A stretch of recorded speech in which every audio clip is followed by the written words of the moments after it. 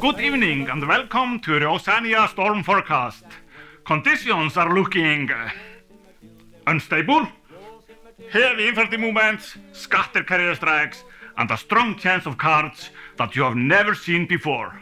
I'm Ari, and tonight the United States ANZAC and a full weather briefing on forecast. Let's head into the storm.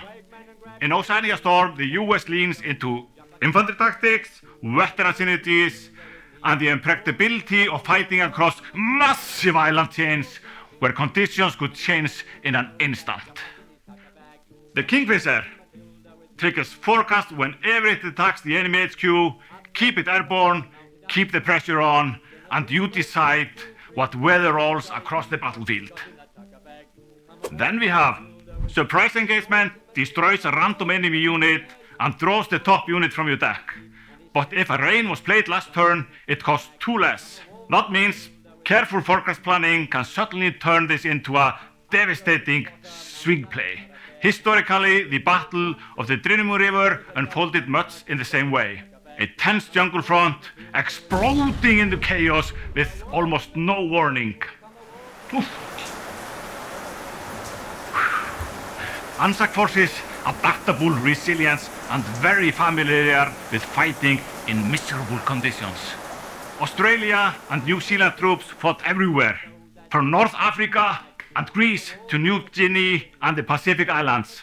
In cards, the flexibility becomes a positioning mechanics. Many ANZAC cards reward careful placement, whether it is from the leftmost or the rightmost position in your hand, or on the battlefield. The Matilda Frog Rabbit was a flamethrower tank disguised to resemble a standard gun tank, deceptive, heavily armored, and terrifying up close. In cards, it deals double damage to infantry and HQs while boosting the attack of units besides it.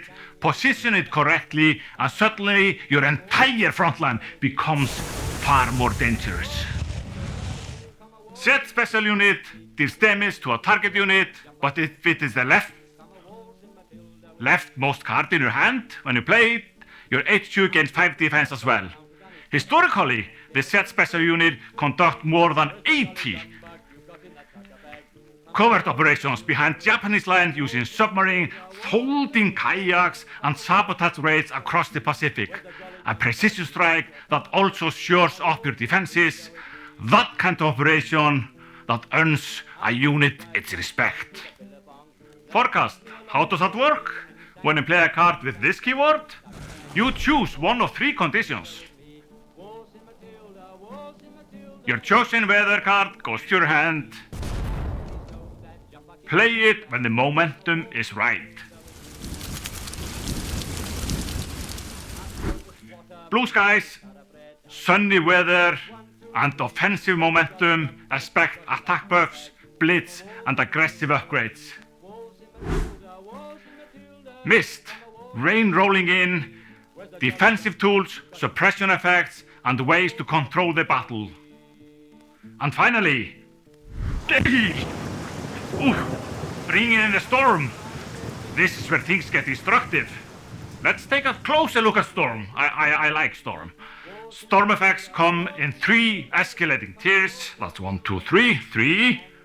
It is thunderstorm, fast, cheap, and dangerous. 5 damage, 5 to a random enemy. Tropical storm retreats a target unit, then destroys a random enemy. Disruption and destruction in the same strike. And cyclone hits everything. 2 damage to all enemy units, no safe harbor. Whenever you're choosing gale through forecast, you're offered 1 card from each storm tier, but each tier contains 3 possible variants selected at random. 9 possible storm effects, 3 presented choices. Every forecast decisions become part of a strategy that is part strategy and part gamble, and the same goes for the other weather cards. Oceania storms arrives June 11th.